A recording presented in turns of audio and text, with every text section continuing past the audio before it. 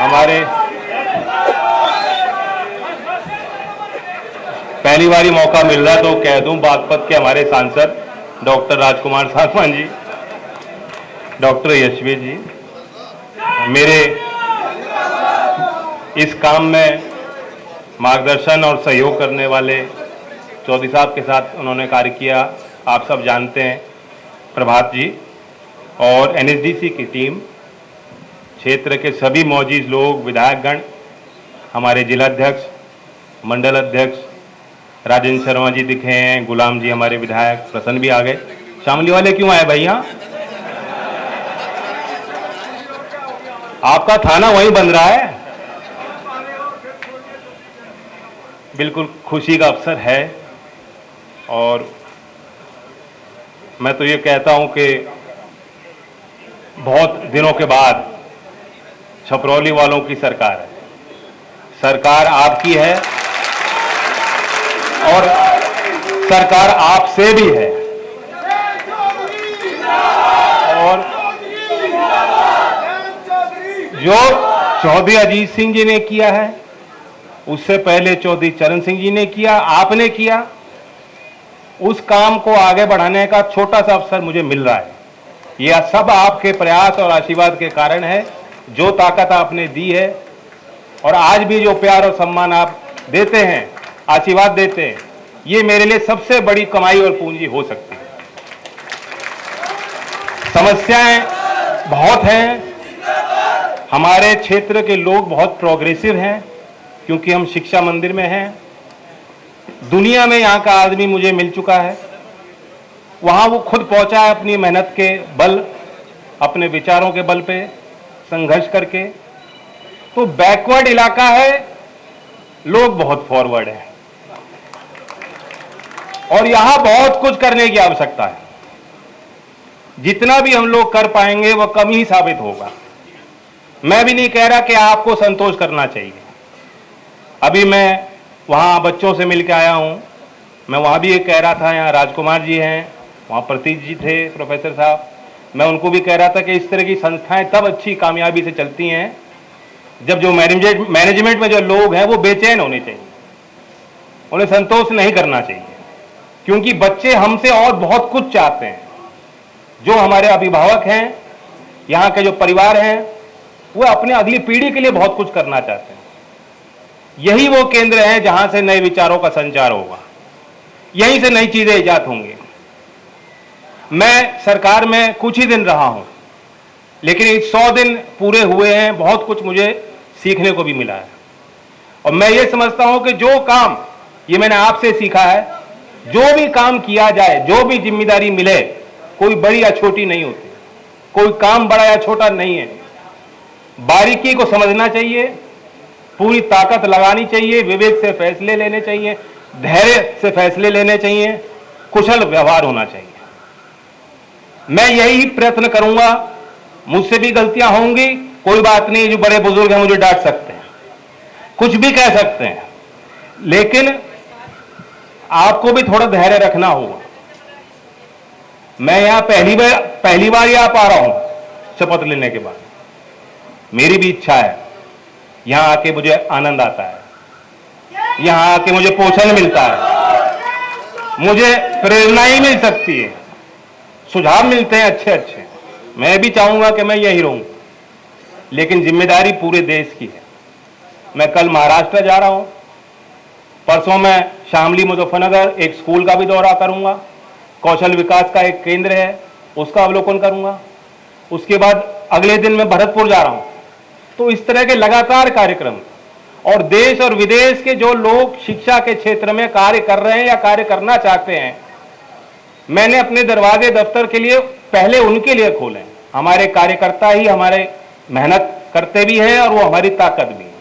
आपको तो और लोग समझाने पड़ेंगे, थोड़ा मेरा भार अपने कंधों पर लेना पड़ेगा, और मेरे आपके बीच में कभी कोई दूरी आप महसूस मत करना। जो कुछ भी हूं आपसे ही तो हूं। तो जैसा कहा, छोटा सा प्रयास हुआ। जिस ग्राउंड का मैंने अवलोकन किया, एक रनिंग ट्रैक है, अभी तो कच्चा ही बना है, अभी तो उस उद्देश्य से तैयारी के लिए कि जो आर्मी में, अपने पैरामिलिट्री में, पुलिस की भर्ती के लिए तैयारी करते हैं बच्चे, वो सड़क पे ना दौड़ें, कुछ तो उनके लिए व्यवस्था हो। तो जिम बनाया गया है, इंडोर जिम की व्यवस्था भी मैंने देखी, एक आध वेट मैंने भी उठाया, और तकनीकी तौर पे उनको प्रशिक्षण कैसे दिया जा सकता है, और भी जो सब्जेक्ट्स हैं उसके लिए भी अलग क्लासरूम बनाए गए हैं। और मैं पूछ रहा था कि यहाँ ये सब आपने बनाया, इससे पहले क्या था? उन्होंने बताया है तो कुछ भी नहीं था, यहाँ तो ऐसे ही भंडार की तरह था, एक जगह तो भैंस बन रही थी, है कि नहीं? अगर इच्छा शक्ति होगी और आपका आशीर्वाद मिलता रहेगा तो कायाकल्प हो जाएगी ये क्षेत्र की जो पहचान है।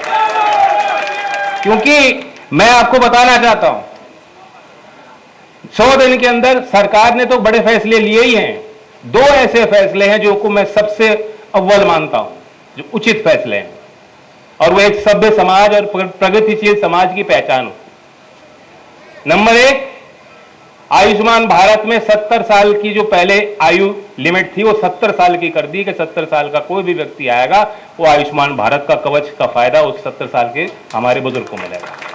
यानी जो समाज अपने बुजुर्गों का ख्याल रखता है, जिन्होंने सब कुछ दिया हमें, जिनके कारण यहां तक हम पहुंच पाए, जो पीढ़ी अपने पूर्वजों का और बुजुर्गों का ख्याल रखेगी वही तो आगे बढ़ेगी। दूसरा फैसला, 1 लाख करोड़ का राष्ट्रीय अनुसंधान का एक फाउंडेशन बनाया जो प्रधानमंत्री की अध्यक्षता में काम होगा, और वह अनुसंधान का पैसा कहां लगेगा, कैसे दिया जाएगा? जो रिसर्चर हैं, जो पीएचडी हैं, जो स्कॉलर हैं, जो अनुसंधान वाकई कर रहे हैं विश्वविद्यालयों में, चाहे सब्जेक्ट कृषि का हो, चाहे सोशल साइंस का हो, चाहे एस्ट्रोनॉमी का हो, स्पेस का हो, फ्यूचर स्किल्स से जुड़ा कोई सब्जेक्ट हो, क्योंकि विश्वविद्यालयों में ही नए विचार हो सकते हैं, इनोवेशन हो सकता है। अनुसंधान करते हैं वो अपने पदार्थ के लिए, अपने प्रोडक्ट उत्पाद को आगे मार्केट में बढ़ाने के लिए। विश्वविद्यालयों में अगर अनुसंधान होगा तो वह समाज के लिए उपलब्ध रहेगा। उसमें वो अनुसंधान करने वाला ये नहीं सोचेगा कि मैं अपना मुनाफा ही देखूं। तो समाज को ज्यादा फायदा तब होता है जब विश्वविद्यालय में अनुसंधान हो सके। तो 1 लाख करोड़ बड़ी जो है उन्होंने एक स्कीम बनाई, काफी पैसा है, पर्याप्त है, एक शुरुआत हुई है। ये दोनों स्कीम अच्छी प्रभावशाली है, यानी हम आने वाली पीढ़ी की भी सोच रहे हैं और अपने बुजुर्गों का भी ख्याल रख रहे हैं। तो मैं सराहना करता हूं मंच के माध्यम से। मैं अपने कार्यकर्ताओं को एक सलाह भी दूंगा, जो कुछ भी यह हुआ है, अगर आप इसका संरक्षण नहीं करोगे, सदुपयोग नहीं करोगे तो बेकार। 2 रथ भी हमने आज उनको हरी झंडी दिखाई, उसका रूट प्लान, रूट चार्ट भी ले लीजिए आप सब लोग। आपके जानकारी में रहना चाहिए वो जो रथ है वो क्या करेगा, कहां कहां जाएगा। एक समय पे 25 बच्चों की एक रथ में 2 घंटे की क्लास होगी, तरह की क्लासेज होगी, कई तरह की। मैं यहाँ के बच्चों को मिलता हूं, बहुत हुनर है, टैलेंट है, मेहनत भी करते हैं, कोई कमी नहीं। कहां मात खाते हैं कि जी इंग्लिश नहीं आती ठीक से, टूटी फूटी आती है, यही कमी है। गांव देहात के बच्चे तभी तो नहीं मुख्यधारा में आ पा रहे। तो लैंग्वेज ट्रेनिंग की सुविधा भी यहां हम देंगे और अवेयरनेस बनाएंगे, जो लोगों को जानकारी नहीं है, क्या चीजें हैं, क्या योजना है, कैसे लाभ उठाया जा सकता है।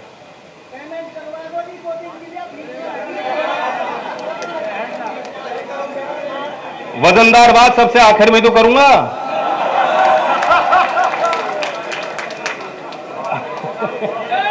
मैं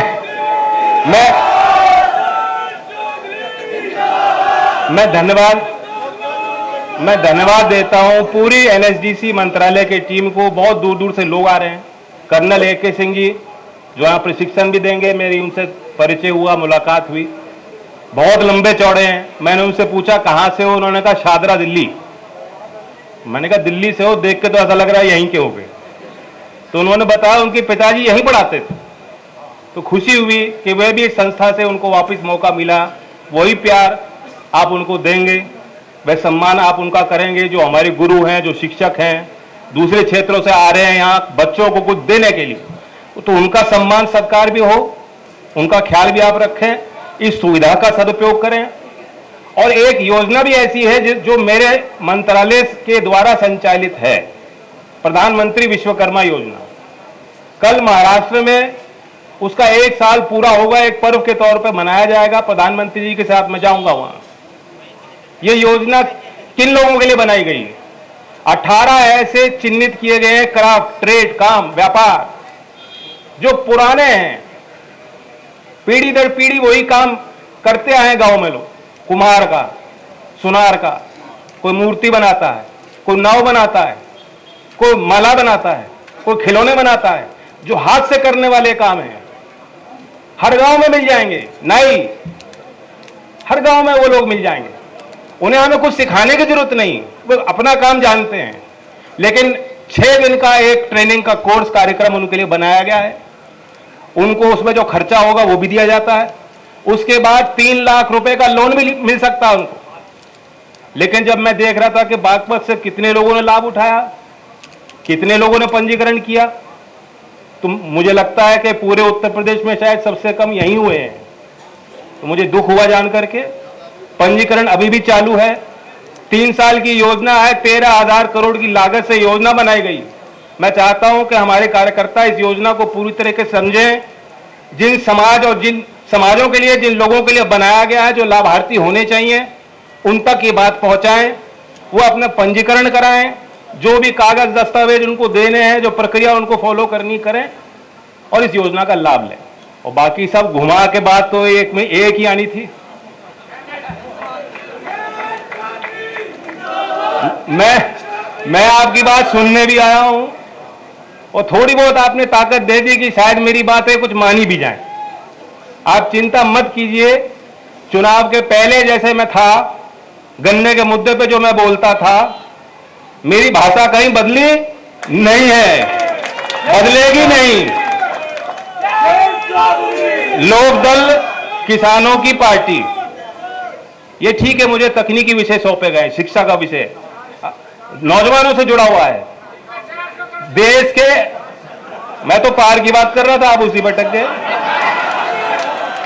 देखो, कुछ सीमाएं हैं कि मैं क्या बोल सकता हूं, क्या नहीं बोल सकता, लेकिन आप समझ रहे हैं बात। जो भी मुझे मौका मिलेगा, अवसर मिलेगा, मैं आपके लिए ही कहूंगा। अगर आपके जेब में 4 रुपए फालतू आ गए तो खर्ची तो होंगे, बचत तो कर नहीं सकते आप। कहां खर्च होंगे? यहीं परचून की दुकान पर खर्च होंगे, बच्चों की शिक्षा में खर्च होंगे, कहीं कपड़े ले लोगे, कहीं सर्दी आएगी तो रजाई ले लोगे, और कहां खर्च करोगे? फायदा किसको है? फायदा बड़ौद के और यहां कस्बे के व्यापारियों को फायदा है, मजदूरों को फायदा है। किसान तो कर ही रहा है, किसान की तो कमाई है। ये फायदा नहीं हो रहा किसान का, इसमें कितना ही दे दो, वो तो आपकी कमाई है। जो आप समय लगाते हो, मेहनत करते हो, चोट खाते हो, खून देते हो देश के लिए, वो आपकी कमाई। तो इसलिए सरकार भी आपसे ही है। मेरी मुख्यमंत्री जी से इस विषय में बात हुई है। आज मैं इतना ही कह सकता हूं। बाकी मैंने आज अवलोकन किया, ये एक शुरुआत है। सांसद निधि से जो अभी कच्चा है मार्ग दौड़ने का, सिंथेटिक ट्रैक, अंजू रानी, जानते हो अंजू रानी को, जो फेंका था भाला बहुत दूर, उनका एक बयान मैंने पढ़ा था कि मेरठ छोड़िए, पश्चिमी उत्तर प्रदेश में कहीं दौड़ने के लिए अंतर्राष्ट्रीय स्तर का कोई रनिंग ट्रैक, सिंथेटिक ट्रैक नहीं है। मैंने दिया अपने निधि से, यहां होगा, यहां छपरौली में होगा, और उस स्तर का होगा कि आप स्टेट लेवल की चैंपियनशिप भी इस पर करा पाओ। जगह कम थी, जमीन छोटी थी, यहां के लोग जानते हैं, संस्था के जुड़े हुए लोग जानते हैं। जब वो नापने आए तो कुछ उसमें समस्याएं हुई, कुछ अवरोधक आए, अब वो हट चुके हैं। बहुत जल्दी इस पे काम चालू हो जाएगा। अभी मैं फिर दोबारा मौका लेता हूं, मंत्रालय को धन्यवाद देता हूं, और चिंता मत करना, ये तामझाम की आदत सरकारी मुझे नहीं होनी। मैं तो आपके बीच का ही हूं, वैसा ही मुझे रखना। धन्यवाद।